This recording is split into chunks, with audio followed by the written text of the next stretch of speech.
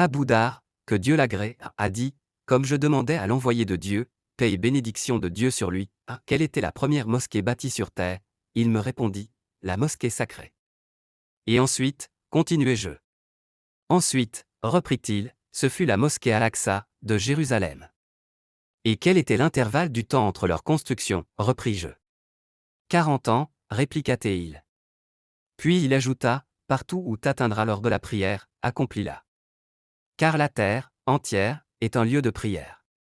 Grade. Référence, Sahih Muslim 520.01. D'après Jabir ibn Abdi al-Ansari, que Dieu l'agrée, l'envoyé de Dieu, paix et bénédiction de Dieu sur lui, a dit, j'ai reçu 5 faveurs que personne n'avait reçues avant moi. Chaque prophète antérieur a été envoyé à un peuple spécifique, alors que moi, j'ai été envoyé à l'humanité entière.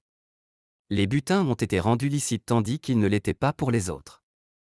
Toute la terre m'a été offerte comme moyen de purification et un lieu de prière. Tout homme donc, surpris n'importe où par l'heure de prière, peut l'accomplir où est-ce qu'il se trouve.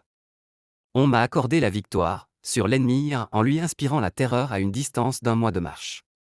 Enfin, j'ai reçu la faveur d'intercéder.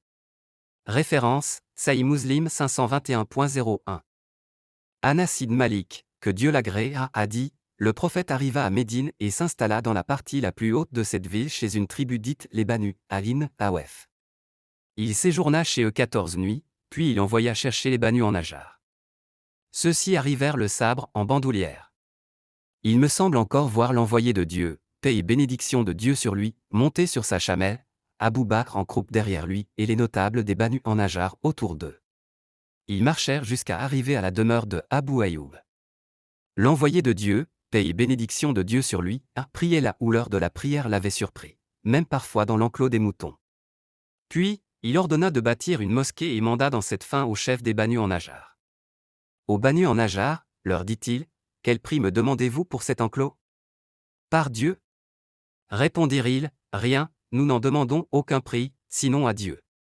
Or, ajoute Anas, je vais vous dire ce qu'il y avait dans cet enclos, il y avait des palmiers, des sépultures de polythéistes et des tas de ruines. L'envoyé de Dieu, paix et bénédiction de Dieu sur lui, ordonna de couper les palmiers, d'exhumer les cadavres et d'aplanir les ruines. Ceci fait, on aligna les troncs de palmiers pour en faire la qibla de la mosquée et on y encastra 2 chambrans en pierre. Les fidèles et l'envoyé de Dieu se mettaient au travail en chantant. Ô Seigneur, il n'y a bien que d'autre que celui de l'autre monde. Accorde la victoire aux Ansar et aux Muhajirins. Transformation de la qibla de Jérusalem à la Mecque. Référence 524.01 Sahih Muslim. Al-Bara ibn Tazib, que Dieu l'agrée, a dit, j'ai fait la prière avec l'envoyé de Dieu, paix et bénédiction de Dieu sur lui, en faisant face à la direction du Jérusalem pendant 16 mois, jusqu'au moment où Dieu lui révéla ce verset de la sourate d'Al-Baqarah, où que vous soyez, tournez vers la mosquée sacrée, vos visages. Ce verset était révélé après que le prophète, paix et bénédiction de Dieu sur lui, eut fait sa prière. Alors, un homme des fidèles s'en alla et passa près d'un groupe des Ansar qui faisaient la prière, en faisant face aux côtés de Jérusalem.